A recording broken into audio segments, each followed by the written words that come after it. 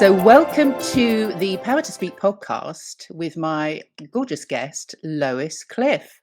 And Lois is the founder of Be Loud Words, former head of English and English teacher. So, tell us a little bit, Lois, about what you're up to at the moment.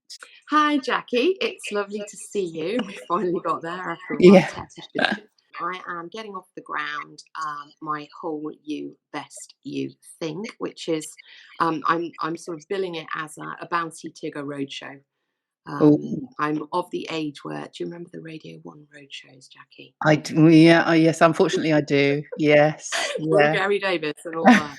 So yeah, I've always been a bouncy tigger, and I'm now using that. I've always used that sort of attribute in classrooms, and now I want to be in school halls, helping kids with well-being and resilience and all the things that may be causing issues for them post COVID, being back in school and getting on with their whatever their new normal looks Yeah, like.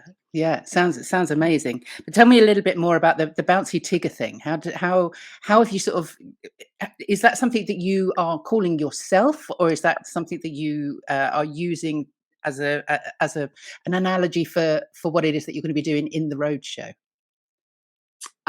Interesting question. It's a thing that I do, and I became aware a while back that it's a thing that I do. It's a thing that I can switch on, and I suppose because when I was a child, we moved around quite a lot because my dad was a vicar, and I went to only 3 different primary schools, but that's more than quite a few kids, not as many as some. And as an adult, I guess I've moved around a little bit as well. So when, for example, we moved to Altrincham 20 odd years ago with two small children, there was a new primary school in my world, one way or another, and I had to get on with it and meet people and build a friendship group, build a network. So the bouncy Tigger thing comes in handy. I can do chit chat professionally. Oh, uh, which is very hard for lots of people. I mean, it's quite a skill. well, it's sort of it's been a thing I had to learn because my dad was a vicar. You would have people sitting next to you at Sunday lunchtime that you didn't know. And as a tiny child, I remember sitting there feeling awkward and shy and frightened and worried about whether people would think I was stupid. And I think I must have shared this with my grandpa at some point, maybe when I was about 8 or 9. I was thinking about this the other day, actually. And he pointed me in the direction of Dale Carnegie's book, How to Win Friends and Influence People, which is a hell of a book for Yeah, yeah. a 9-year-old to be accessing. But I was a good reader. My mum tells me that I could actually read before I went to school. That's just a thing for me. Nobody knows quite how it happened, but I mean, maybe that's a norm for lots of people. I don't know.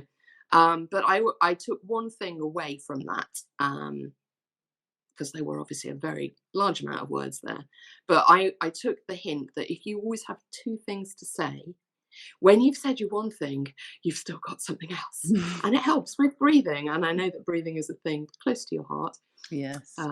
So yeah, that's always stuck by me. And I learned at a very young age how to talk to people, Yeah.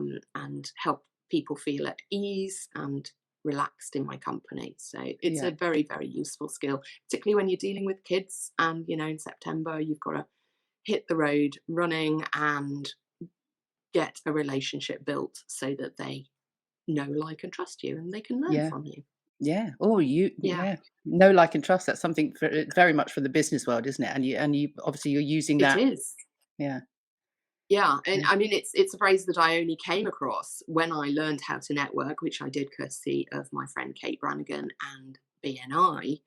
Um, yeah, and I had not really seen the transferability between my previous profession and what I was trying to do, become a copywriter. Yeah. Um, but yeah, it did help a lot. Yeah. I mean, and that's something similar to me as well. In that sort of networking was quite alien to me when I started my business about 3 years ago. But actually, I now can see quite clearly the connections between what I was doing, which was obviously teaching kids and adults drama, Mhm. and then moving into the voice and presentation coaching, that actually everything that I learned and I'd been teaching, it crosses over amazingly well. And, Yeah. for me, I can see now that all of the training that I had as an actor and all the experience that I have sort of teaching, um, Mhm. is absolutely transferable to the business world. And so is that something that you noticed as well? Um, well, if I can ask you, Jackie, something about that, because I have come to that realization in a really, really gradual way, and it's still, dawning on me. Oh, that. Oh, okay. Did you just have a complete light bulb moment and work out that that was the case, or did that Well, happen gradually? no, I suppose it did happen kind of gradually, but I have it's something I've only really realized, I suppose, in the last couple of months. And I think with Hmm. lots of people where we've all kind of been locked down. I mean, I know lots of people have had to work very, very hard over the last 18 months, but for me, where all my work kind of dried up overnight, I've had a lot of time to think and develop and learn. Sort of TED Talks and Hmm. YouTube, falling down rabbit holes, and just Yeah. it's been incredible to really be able to yeah, a gift to have had that time. I don't know how it's been for you, but yeah, that kind of realization that from networking and from talking to other people, that it wasn't necessarily a light bulb moment, but it's definitely something that's really only kind of been triggered in the last few months with everything that's happened in the last 18 months, really. Yeah. Yeah. Interesting. Yeah. Yes, time. It's a blessing or it's a curse. It just depends. Does Yes. Yeah. Yeah. So Yeah. how has your business developed then over lockdown? I mean, has it changed Uh, at all? can I say it hasn't? No, absolutely. Of course you can. Well, no. I have a weird story, and I live with my story. I'm sort of bored of my story, but long story, very long story short, I decided, um, birthday 49, that I had to change my life because I was deeply unhappy. And one of the deep sources of my unhappiness was the fact that I had no work life balance whatsoever as a teacher of English. My husband had become a head, and basically, I had stepped down from head of English when he became head because I knew that otherwise our relationship would end, bitterly and rapidly. And I wanted to give us the best chance of success. He had a real problem understanding my motivations there because all he could see was the pounds, shillings, and pence loss to the domestic pot. And he moved on. It took him about a year to understand that actually I had done the right thing. Um, i had read a book called The Well Fed Writer, which made me think that actually the time was now and I could do this. And empowering myself has not been a thing for me. I have spent my life empowering others, which I worked out sometime last February, really. Last February, but one. Um, but I realized I was drinking the last chance saloon. So I got on with building a business as a copywriter whilst I was still the head's wife. He wasn't happy about that because, he just saw it was all very uncertain. And he comes from a background where he's always been salaried, and so have I. And, moving into the world of the entrepreneur was a real comfort zone blaster for him. So yeah, we didn't survive that. So last January I was getting divorced. I had moved out of my family home.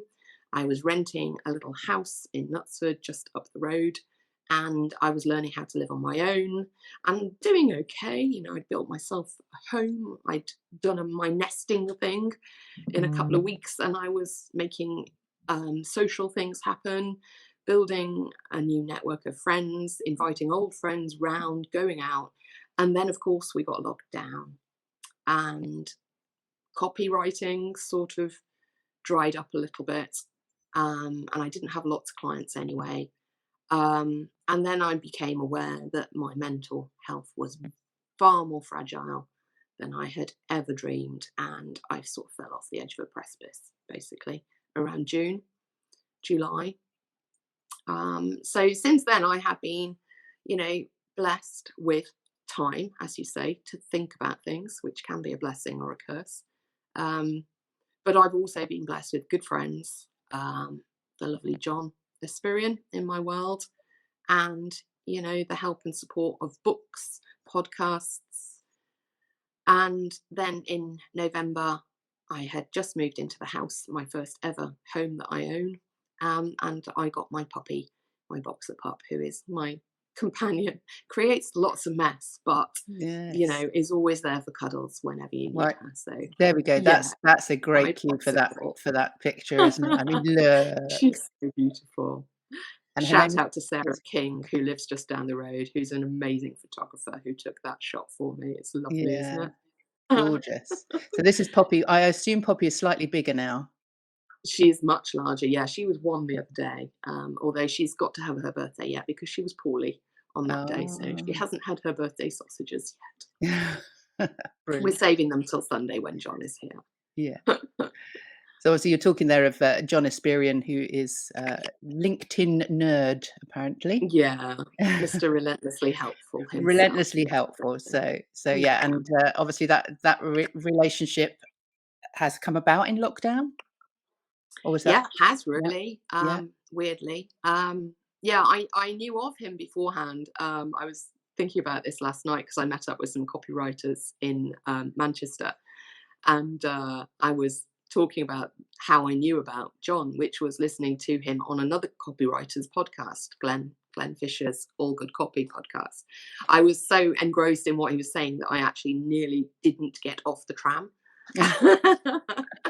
So that's quite funny. So it's all Glenn Fisher's fault, basically, Yes, that John and I yeah. are. Yeah. Yeah, so it's amazing. I mean, networking in lockdown for me has just been a revelation because I, Okay. even beforehand, I mean, I always found them quite strange to walk in these rooms with full of Yeah. people that you don't know and then sit at a Mhm. table. And it is that chit chat thing again, isn't it? Which, Yeah. people do find difficult because when you're Yeah. expected to sit next to somebody and just start a conversation, Mhm. I found that quite difficult. But also, I felt like I didn't particularly know the language. It was almost like Yes. there was a specific language that I didn't know. Um, Yeah. but I can in relate to that. lockdown, I've found it better because I don't know about you, is that you end up in these breakout rooms and there's no distractions, and actually they are quite intimate, and you get to know people so much better than sitting in a room just kind of, trying to make a polite conversation. So have you found that yourself in networking rooms that they get I quite well, intimate? yeah. I was a member of BNI at the start of lockdown, and obviously we were all just learning the tech at that point, weren't we? Can you hear me yet? And all of that. So yeah, I think because of where I was in my head, which was very much in my head, um, I basically could not do networking. In fact, the only networking I was able to do was with You Are the Media and Yeah, the lovely Mr. Masters, Mr. Cupcake himself. Yeah, that was it. That was all yeah, I could do. yeah, Um, I had taken a break on sort of mental health grounds from BNI because that's a commitment. If yeah. you've ever been involved with it, you'll know No, that. what is And I just just tell me couldn't. what is BNI? So BNI it's a global networking organization, and it's held by franchisees, and the founder, Dr. Ivan Meisner, a lovely guy. He created it 30 odd years ago, And what and does it it was stand my for? entry.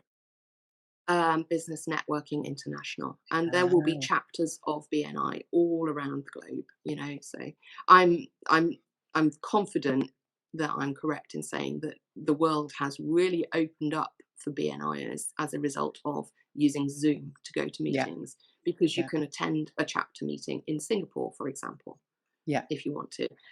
So yeah, so that was where I learned how to network really, and yeah, lots of good things going on there. BNI Alchemy, which was my group, they're a yeah, bunch of fantastic people with whom I'm still in touch. So yeah. Yeah. Yeah, I mean, it wasn't, I think it was long it wasn't long before lockdown, I think the January before we all locked down, I can remember having a conversation with a business coach and just saying, "I don't want to do networking. I don't see the benefit in it. It's not for Hmm. me. I'm not a good Yeah. fit. I've obviously not met the right network." And her saying to me, "Just really just try again because, the benefits and Yeah. even the benefits to well-being in lockdown, to have had, Mhm. the You Are the Media that say Yeah. that Mark Yeah. s transferred online, Yeah. and they were fortnightly, and I looked forward to that, just that contact Yeah. with other people and finding out how Yes. other people were coping. Yeah, it was a lifeline, really. So Yeah. I'm glad I persevered, but I think it is about finding your fit. I think so because I mean I think as a result of lockdown and different tech opening up as well, people are doing networking in a very different way, and virtually is seen as a really good way of doing it now. In fact, Yeah, even though we yeah, all maybe struggled at climbing out of our comfort zones at first, yeah, yeah, there's some really good stuff going on, and everything is a bit different. People are really thinking about, well, okay, this is what we do, but how do we do it? yeah, And Mark is a classic example of really thinking about doing it differently, and watching him go with his virtual, with his hybrid yeah. um, events. That's fantastic, isn't it? Yes, yes. Just for those that are listening, the hybrid events that You Are the Media and Mark Masters have started are a combination of a giant Zoom screen, as well as obviously a live audience. So I've been to a Yeah, couple now yeah, in person. yeah, I'm yeah, yet to do these on Zoom. I'd quite fancy, even though obviously they're quite local to me, I quite fancy being on the Zoom screen for a change. It might how does it work from the Zoom side? Does it look, I mean, do you still feel involved? yeah. I think you can't fail to, because Mark is totally effervescent, isn't he? And he must be so knackered by the end of one of those Yes. gigs. But yeah, he does keep everybody involved, and you've got your um, little surveys and things, haven't you? Survey Monkey going on or whatever. Yes. There are Yeah. things to do that everybody partakes in, and that, I think, is one of the things that makes it feel very much a unified event. Yeah. But Yeah. yeah, it's fun because you can see the people, like who was it bombing your, was it Trisha? Was it Oh, Trisha? I yes. think No, it it was was me. I've Trisha and Coombs at the last yes. event. Where she sort of photo bombed, and everybody was giggling, and it was just such a lovely atmosphere. So Yes. yeah, Yeah.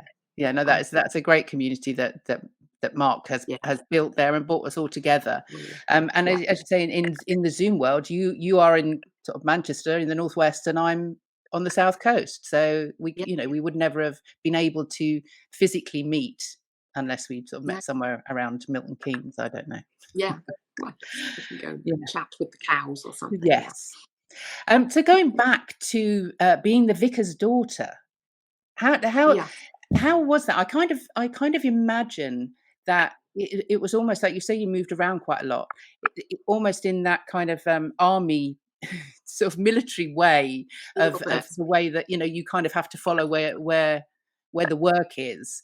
So were you traveling sort of within one area when you moved around? Yeah, my mum and dad are both Northwesterners. They're both Stockport originally, and my dad was in the Chester diocese, so his choices, if you like, of church would lay within that remit. But yeah, I suppose I think I lived somewhere for 7 years. That was the longest, and that was Exotic Crew, home of Rolls Royce, and it's got a famous railway station.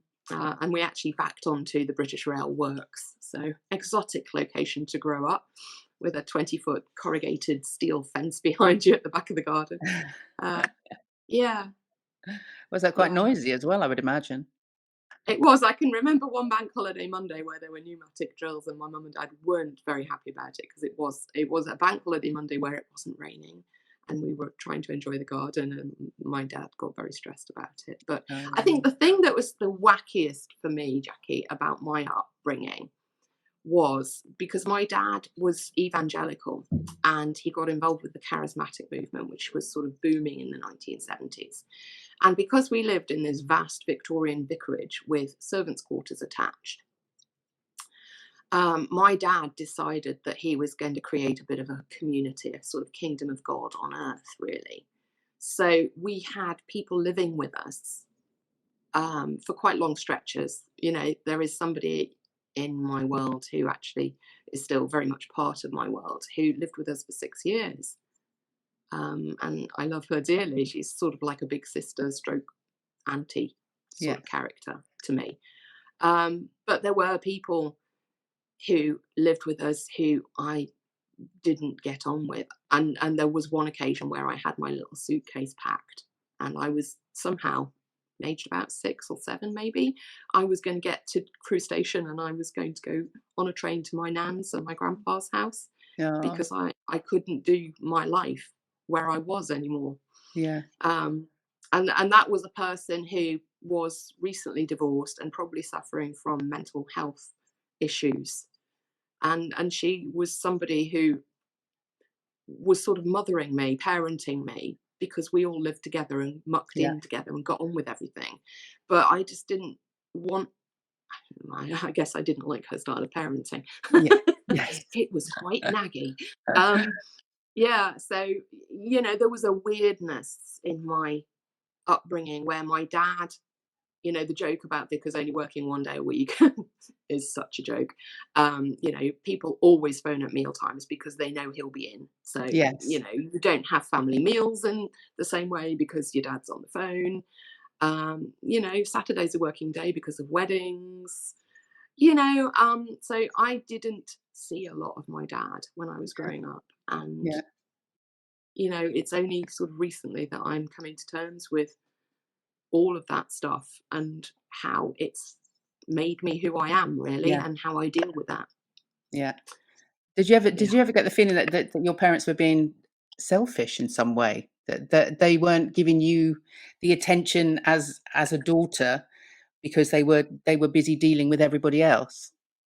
Because I can imagine I that's something that most vicars' children do have to kind of fight with. it, Is yeah, I think it's an interesting one, Jackie, and I haven't really had this conversation with my friend Kath, who's another vicar's daughter, but I think I might well discuss this with her. I think I've only recently begun to really realise how much of an impact it's had on me. mm, And my mum and dad were not happily married. I mean, my dad died recently and he would have been 80 yesterday. So I had lunch with my mum. But that's a difficult relationship. And, you know, I can remember talking with my sister, aged probably less than 10, about mum and dad and why didn't they just get divorced? You know, so we grew up knowing that our parents were not happy together. It was very, very obvious. And that has affected the way I do relationships without a doubt. yeah, Um, you know, I yeah, am twice divorced, as is my sister. yeah, Um, yeah. And I think as parents, you know, thinking about what I'm trying to get off the ground now, as parents and as teachers, as anybody who is adult in the world of teaching and in the world of kids, sorry, the best thing that you can do is model good behaviors. You know, that's a responsibility I think that adults have. And it's, you know, I'm now in a place where I can accept what was my reality and understand why it was my reality and forgive the shortcomings of it yeah, and the people who created that.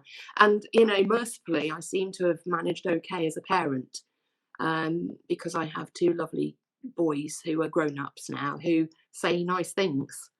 Yeah, we parent as we were parented, we teach as we were taught. Um, yeah, and Hakuna Matata, life's a great big circle, and yeah, sometimes there is a moment where you become very, very conscious of that, and you think you have to break out of that circle. yeah, You know, I mean, Philip Larkin said it back in the 60s, didn't he? They fuck you up, your mum and dad. They may not yeah, mean to, but they do. And everybody knows that bit of the poem. But the bit that's really impacting on me of recent months is, but they were fucked up too in yeah, their time by yeah, fools in old style hats and coats or whatever yeah, it is. I'm sorry, Philip, if I'm misquoting slightly. yeah, And it's a circle. And if you realize young enough that your parents are just people and they're flawed and they make mistakes, and you can accept and forgive and then do it differently yourself, then you create a virtuous circle rather than a vicious one. Yeah. Yeah. Quite And I right. think that's a really important message for kids.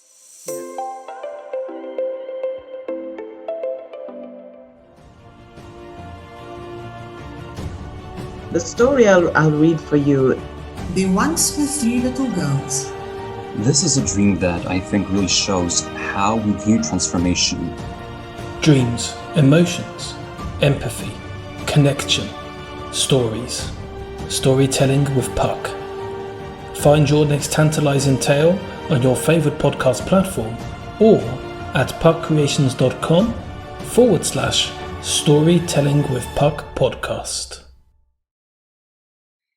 Yeah. So going back, I'm just interested. You talk about this sort of circle of life. Mm-hmm. So from what you went through as a child and how you were as a child in yourself, how has that journey brought you to where you are now, do you think? Okay, so I did a sort of business development program with my friend Kate Brannigan called Ascentive last year. And that was with a bunch of my BNI colleagues, actually. And that was really helpful to me. And it made me think very hard about my why.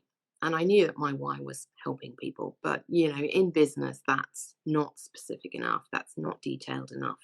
And it doesn't focus on your ideal client. It just focuses on everybody, because everybody likes to help people. It's sort of hardwired into us that that's what we gain success from as human beings. We need to affiliate, and in order to do that, you help people, and then somebody wants to help you back. It's the way of the world, isn't it? So having dug a little bit more deeply, I did have the really cliched light bulb moment where I realized I was all about empowering people, and specifically empowering kids.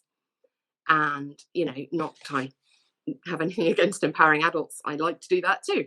But kids is where it's at for me, because I was a disenfranchised, disempowered child who learned to survive in a world that didn't make any sense to me at all by empowering others.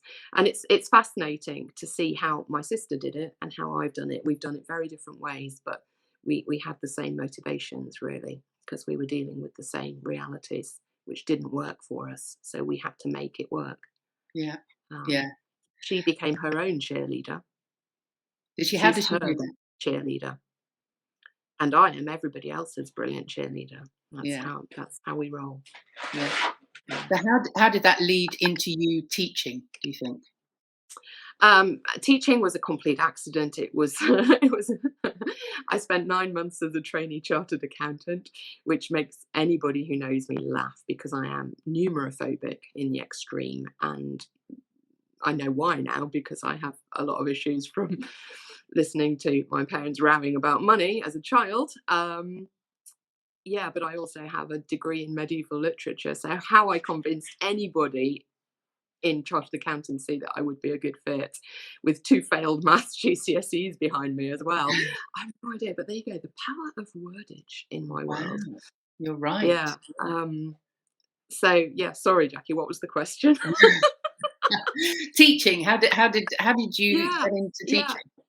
Okay, so my dad left vicaring and became a teacher, and had a terrible time. And it was the one thing I swore I would never do. But when I got married to husband number one, there were teachers in his family who said, "Oh, Lois, it'd be so good for when you have the children." And there you go. It's much easier to allow everybody else to make decisions for you, isn't it? So that's what I did. Yeah. And I never wanted to do it. I always resented the fact that I was doing it. And it's only very recently that I've allowed myself to understand that actually the best iteration of me is bouncing around learning spaces with kids. But I need to be able to do that on my terms now. Yeah. And that's what I'm trying to make happen at the moment. Yeah. So what was the connection then between the child you, the teaching, the Tigger, and then the copywriting? I always knew that I was good with words, and writing was a way that I thought I could earn a living. And well, lots of people dream of publishing a book, and I have a really good friend who's published multiple times. She writes awesome whodunits, and she's a full-time teacher of English. So wow. Yeah. So I just thought, well, I'll probably never be able to write a book. There we go, self-talk, very important. But I can definitely write copy for businesses. So it was a sort of a safe way of pursuing my dreams in a way, Yeah. which I thought I could sell to my husband as a viable proposition. Yeah. It didn't work that way, but never mind. So what I'm sensing here is that you've spent most of your life doing stuff that you thought would be good for other people. And would you say now that this is you being creative, this is you being passionate and doing what you love to do? Yeah. So I've always been a form tutor, and I've always worked very hard with the kids who've really struggled. And, I've taught my fair share of bottom sets, terrible term. And I've always got on really well with kids, because I've never treated kids as though they were less because they were kids, or as though we're in any way different. What you see is what you get with me. And I talk to my own kids in exactly the same way that I ever talked to classrooms of kids. And I realised relatively recently that all the stuff that I have learned on my journey of the last 18 months, that stuff I got coincidentally, randomly, and blessedly. And I have intellect, and I have experience and maturity, hence the wrinkles, that has enabled me to put the pieces of my jigsaw together and come up with something vaguely coherent. Still a work in progress, because we are, and that's the wonderful thing, isn't it? Every day is a school day. Absolutely. Yeah. But I was thinking about kids post pandemic, post lockdown, getting back into schools, and no exams, but 25 assessments in a 3-week period. How's that working out for you, kiddie winks? And I thought, who is going to help the kids put the pieces together? And I just thought it was terribly cliched, but the light went on. I voiced a thing to somebody I'd never spoken to in my life on a Saturday morning, who I'd stumbled across completely accidentally, because I was looking for Joe Clark. You Are the Media Joe Clark on LinkedIn. And I stumbled across a different Joe Clark, who's in the wellbeing space, who went as a student to the school that I have most loved teaching at, Stretford Grammar School. And we connected, and we had a phone call. And she wanted me to be part of her wellbeing network, which, everybody wants something. That's fine. But I ended up saying this thing to her that I didn't even know that I was thinking. So obviously my subconscious has been churning through everything. And finally, it's out there. And finally, we have a date, and it's going live on the 18th of October. But God, we have been through hell to get there. And, as I said, it's still very much a work in progress. So Exciting. It sounds really exciting. Really, really exciting. So what date was that in October? It's the 18th. It's the 5:00 slot for all sorts of people who are ex-students, who are on my LinkedIn profile, on my LinkedIn network. It's students that I'm currently tutoring. It's their random friends who they've happened to invite. It's supportive, lovely adults who want to see me fly. It's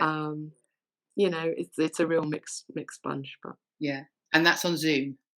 That's on Zoom. Yeah, so it won't be quite as interactive as the real thing in the real actual space, because I don't want to be white noise at the front of an assembly hall. It does need to be interactive so that the kids don't go to sleep, obviously. But tell me a little bit about what the workshop is, because there's a presentation that you do. So how do you start? What is it that you present? Okay, so I am going right back to basics. Why are we here? What are we for? And I think it's only recently that I've worked out that I am totally unique in the entire known universe. And thanks to John Espirian for pointing that out. Science nerd boy. You know, I am the only collection of these particular atoms and molecules there has ever been or ever will be. And I think when you can begin to internalize that mammoth concept, then there is much less need for comparison of yourself to others. And I know when we're teenagers, our brains are being re-hardwired, aren't they, from top to bottom? And, you know, hormones are going crazy. And the comparison game is, well, for me, it was a 24/7 thing, I think. I would not be 13 again if you paid me. It doesn't matter how many noughts that number has on the end of it. I would not go back to that. So basic things like that. So we've got a bit of philosophy in the mix, and then we've got some nerdy sciencey facts for, you know, those people who need that stuff and like that stuff. But who do you listen to? How do you know how to listen to yourself? You know, my son Toby, who's very, very woke, I sort of amuse myself by how very woke he is, but in the best possible way. I'm not meaning to sound patronizing there. Sorry, Tobes. You know, he has been telling me for months and months and months, Mum, you need to do meditation. You need meditation. And who knew? He was quite correct. And, you know, for years I've been standing in corridors when kids have kicked off. And I'm just saying, okay, circle breathing, Lauren. Lewis, circle breathing. Okay, we start at the top. We go round to the bottom. Okay. And, you know, breathing techniques and meditation and mindfulness, all of these things that I now do and know about because of the life that I've lived and the fact that there's been, you know, 5 and a bit decades of it. And I've always striven to give to kids all the useful bits and bobs that would help them over and above semicolons and how to write a poem or a discursive essay, you know. But the more I know about this stuff, the more I think, you know, if you don't know that you are worth listening to, you'll never bother making the time in your busy schedule to do a bit of listening out for your inner voice. And sometimes your inner voice tells you lies because it started chirping up at a very young age when everything was a little bit scary. And so how do you sift through the chatter? And, you know, Tobes has recently been diagnosed with ADHD and now medicates. He's got all the way through our education system without anybody picking that up. He's a medic who said, you know, was sitting with other medics who said, so Toby, when did you get your diagnosis? And he went, what? What diagnosis? For what? And I check quite a lot of the boxes on the checklist. So that's a thing that I'm currently investigating, and that would help me quite a lot, actually. Well, all of these sort of diagnoses help, don't they? They give you something to work with when you have that reason. So many, you know, all the way through school, and this is why, I mean, don't get me started on them taking out, you know, all of these sort of creative side of things, and sort of, you know, doing that whole STEM thing without the A in it is very annoying, because kids don't need to just be talked at all the time. They do need, exactly as you're saying, they need to be listened to, and they need to be trusted, and they need, you know, they need those nuggets, exactly as you say, that to realise. And again, something I've only really realised, there's a bit of a bombshell to me, that I am the only one of me, you know. And I've written articles that are, you know, I am my unique selling point. We are all our own unique selling point because there's nobody else like us. And so if I'd have learned that, if I'd have known that when I was at school, I mean, who knows? Yeah. See, we didn't talk about this stuff back then, did we? And thank goodness we live in a world where we can talk about mental health. We can talk about emotions. It's okay for boys to cry now. Yeah. We don't have to always have a stiff upper lip.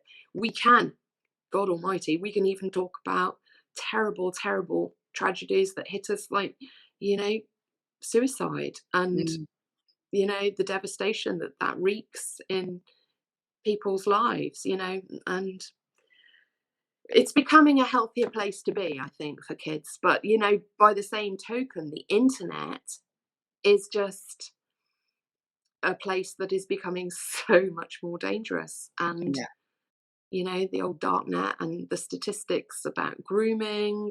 Oh, you know, I'm so glad my kids were kids when they were kids. Yes. Yeah.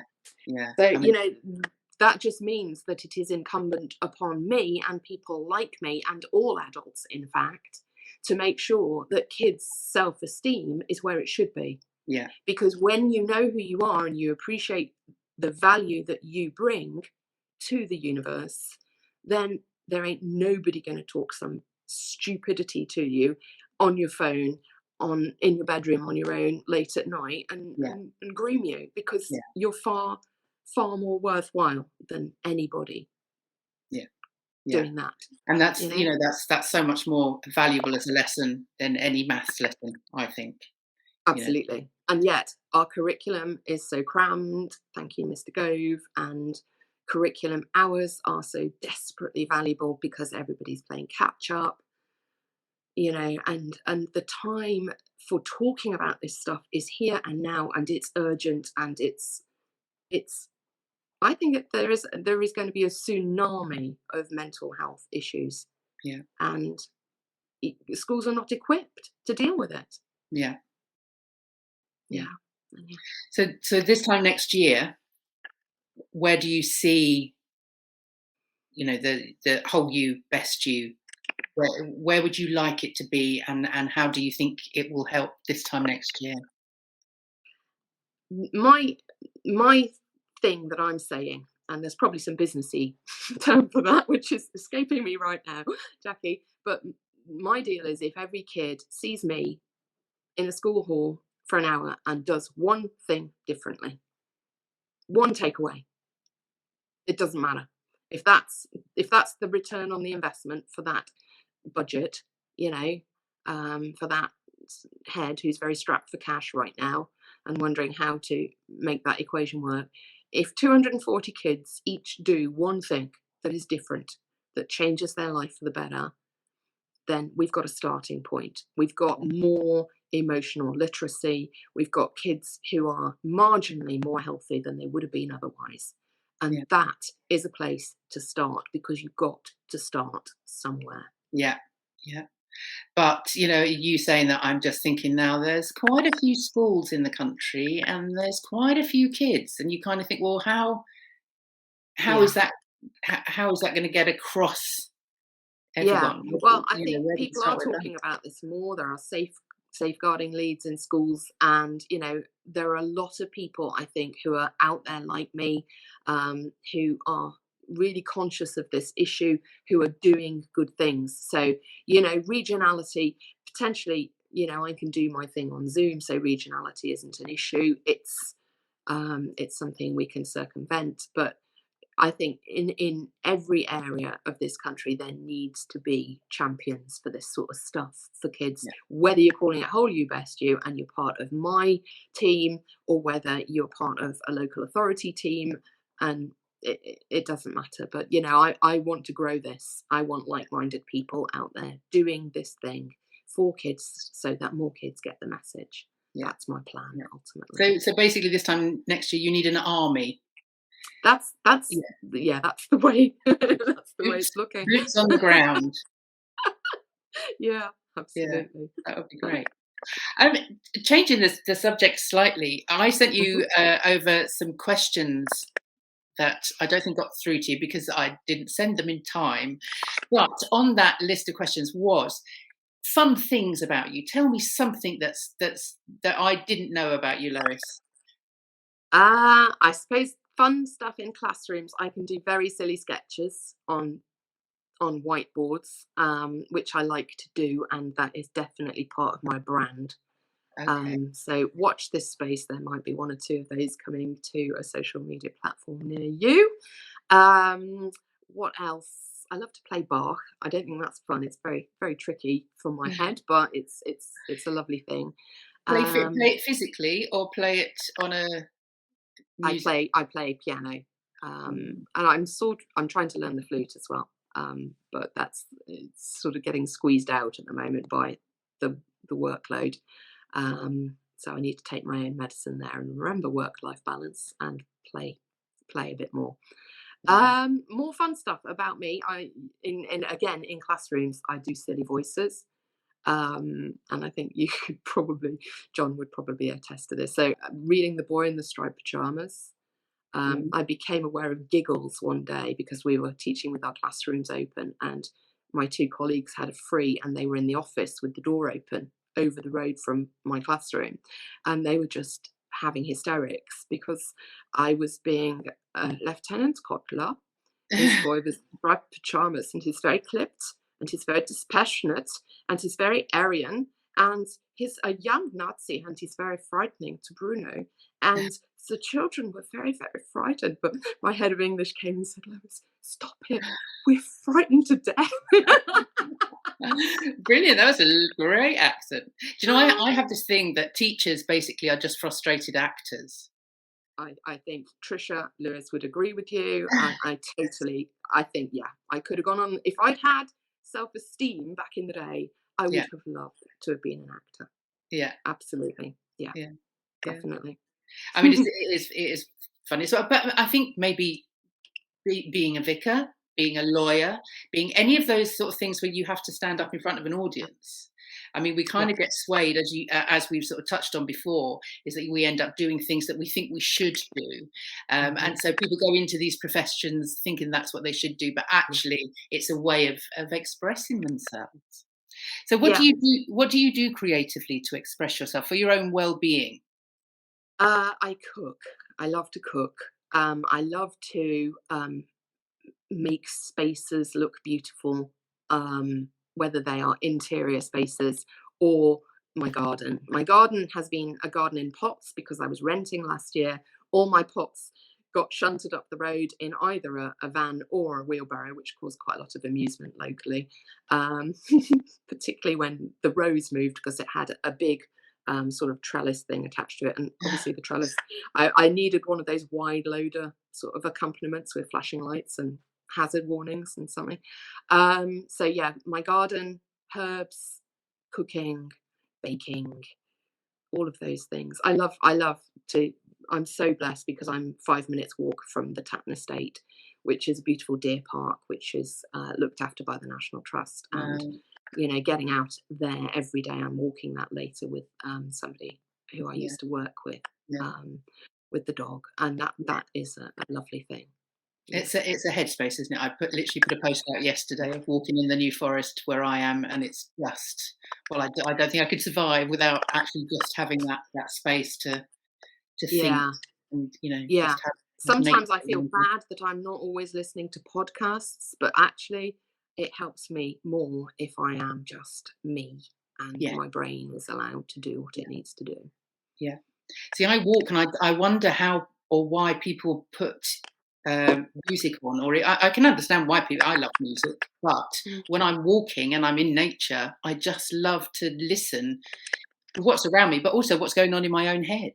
So, and I think that is quite important. Yeah. No, music helps me run. I am the world's slowest runner, but I am becoming faster and becoming stronger. And I find that music really helps me. It makes me go faster and it makes me go longer. But you know, when I'm walking, I need to listen to nature. Yeah. And, what do you run to? What's your tune? Oh, it's really going. There's a very eclectic playlist. So there's a bit of Black Eyed Peas on there, but there's also Ken or Bogey. And if you've ever seen the film Amistad. No. Oh my goodness, wow, Jackie, that's a powerful film. So it's about a slave ship, the slave ship Amistad. Oh, that's the one that went down. It was like 600. I don't know. Did it go down? I can't remember. But anyway, it's a very young Ewan McGregor, and just some incredibly powerful actors, and the soundtrack to that, I will send you a link to the soundtrack. It's John Williams, and it's the most, and because story is so important to me, story was always my escape. I always had my nose in a book, hence being able to read before I went to school. And I have that story in my head. When I'm running, I just say, Lois, this is 5k, just get the heck on with it. They did that, they survived that, you can do this. You know, I find that really motivating for me. Yes. Yeah. Yeah, no, that's interesting. Actually, I've never really thought about the motivation, movement motivation of a story. That actually, yes, you can motivate yourself with Yeah. those words. Yeah. Yeah. Yeah.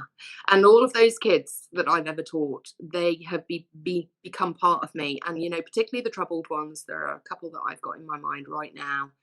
And I wonder where they are and how they're doing. And I'm sure Lauren will still be orange. But who knows about Lewis? Well, Yeah. yeah, But their stories empower me because they are still out there. They're called different things now, and they don't have the help that I've had. And yeah, that's when I'm terrified about what I'm doing, and when I'm having a bad day and thinking, why am I even thinking that I would be good at this? Because everybody has bad days, I think. yeah, Then I just say, but my why is bigger than that, yeah, because their need is bigger than my fear. And yeah, you have to do this, Lois. And that's the message I'm giving myself today, yeah, because today is not a great day for me. yeah, But you know, that's the way it is, isn't it? And when adults are honest and they say, look, I'm not doing very well today, you know, because kids seem to have this idea that we've got it all fixed and sorted. And it's just like, no, it doesn't work that way. yeah. It carries on. You know, you leave school, and this is my thing about playing. I just think as adults we kind of forget how to play, Yeah. and whatever that means for you. You know, whether it's running or walking in nature or just cooking, baking, anything, just to Yeah. do something that has no real meaning apart Mhm. from just the enjoyment of doing it. You know, and Yeah. we kind of think once we get to adulthood that we need to stop doing that. No. And we don't. No. We don't. We need to carry No. on. Absolutely. Yeah. I Absolutely. think you have made me think about that, actually. I think where I'm most playful is with words, actually, Yeah. because I was a proper little sober sides growing up. Because you know, you know a little bit about my world. You know, it was pretty sober and serious Yeah. making, Yeah. and words are where I play, Yeah. and that's what kids love, and that's why I'm doing this thing. Because if I'm getting the message over in a playful way, then there's more chance that some of it will sink in Yeah. and hit home. Absolutely. Well, tell us a little bit more about B words. I don't know if you can do this. Okay. Yeah, my lovely logo. So that was designed by Shivy Bailey, who I used to teach. I taught her A-level English language, and she's now a very talented graphic designer, and I love that. And it Yeah. makes me think of the Mr. Men, which I loved growing up. Show us that B again because I missed that. I The was B. busy doing. Okay, the B. It's got post-it stuck to it. There it is. How's that? Yeah. Okay, so this is just a greetings card. I don't know if you can see it with the shiny wrapping Yeah. on it, but you know, Manchester, otherwise known as Cottonopolis, you know, it was a centre of the Industrial Revolution. It produced so much textile stuff, and it was an incredibly wealthy city. And it's actually the scene of pretty much our own Tiananmen Square, because Peterloo, Yeah. which celebrated an anniversary recently. And it was the time when ordinary people stood up and made their voices heard. So, for all sorts of reasons, that B is important to me as a Northwesterner, as a Manc. I know I don't sound like a Manc, but there we go. Both of my folks are from Stockport. So, but also the hard-working thing. But also, there's a beautiful poem by W.B. Yeats called The Isle of Innisfree, which is about the Be Loud Glade. And because I love nature, and you know, that's really important to me. So yeah, bees get wrapped up in all sorts of things. You know, they're vital to our well-being and our Yeah. continued existence, our survival. They work incredibly hard to produce these tiny drops of honey, and yeah, we take them for everything we can get, and we don't look after them very well. Yeah. So yeah, there's a lot in that bee image that's sort of important to me, really. No, I love it, and I love your logo. I do. I think that. Yeah, she's a talented girl, Yeah. Shivy. Yeah, Yeah. absolutely. So what are you hoping to get from the October testing? Yeah. So October the 18th, it goes live on that day, to my lovely Zoom audience, and it's sort of an accountability thing for me. It's making it happen, because otherwise I will procrastinate until the nth degree. And whether that's anything to do with ADD or whether that's just my fear or whatever it is. But anyway, that date is on the board behind me for a reason. And when it's happened, then I will be able to use it as marketing material and say, look, your kids need this. Yeah. And here it is. So you can see exactly what you're buying into and what it's about and how it's going to help. Oh, fabulous. Good luck with that. I've put your website address up there. Is that the best place that people can find out more about what it is that you do? Yeah, there's a video there all about Whole You, Best You. It's still got a few bits and bobs to add, but essentially you can find me there, or LinkedIn. You know, if you want to see who I am, read my LinkedIn feed. Yeah. If you want to know what I stand for, that's the place to go. And, you know, I'm on there every day. So it's also a really easy way to get in touch with me. Brilliant. Oh, well, it's been lovely to talk to you, Lois. I've really, really loved our conversation. I mean, you know, what a journey that you've been on, and what an empowering thing that you're looking to do. I think it's amazing. So thank you very much for talking to me about it today. It's been lovely to see you, Jackie, and thanks very much for inviting me. Yeah, no problem. And I will make sure all these links go into all of the copy and show notes that I put out there. So enjoy the rest of your day. And yeah, lots of love. Thank you for coming on the show. You too. See you again at You're on the Media.